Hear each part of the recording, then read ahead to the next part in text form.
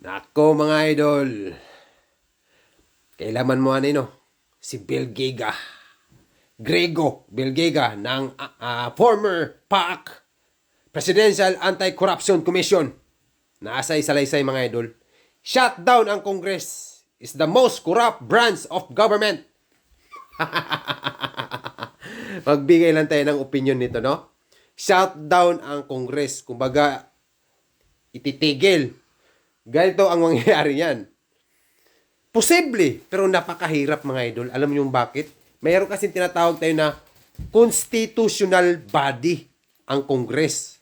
Kumbaga, ang Congress nabubuo sa senador plus itong mga taga-house representative. Itong mga kinatawan ng distrito at itong tinatawag nilang mga party list. Ang daming dilawan dyan. Ganito ang mangyayari pag i-shutdown yan mga idol. Kumbaga, masisira yung may tinatawag na check and balance. Diyan papasok itong mga authoritarian rule. Kumbaga, meron tayong sistema na nagbabantay. May tatlong sangay, kumbaga.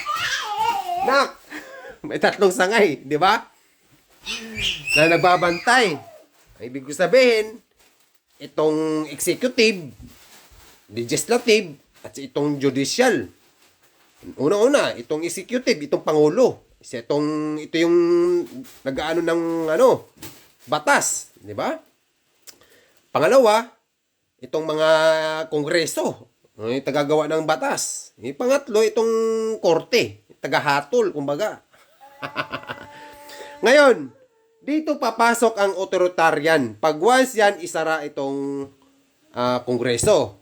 Ang ibig sabihin, authoritarian rule, pili lang, mga idol. Pili lang, iisa lang ang may kapangyarihan. Wala kang masyadong karapatan. Mga ganun to. Kaso, sa case kasi ngayon, sa sobrang daming corruption, sila lang yung, ang nangyayari kasi ngayon, self-interest.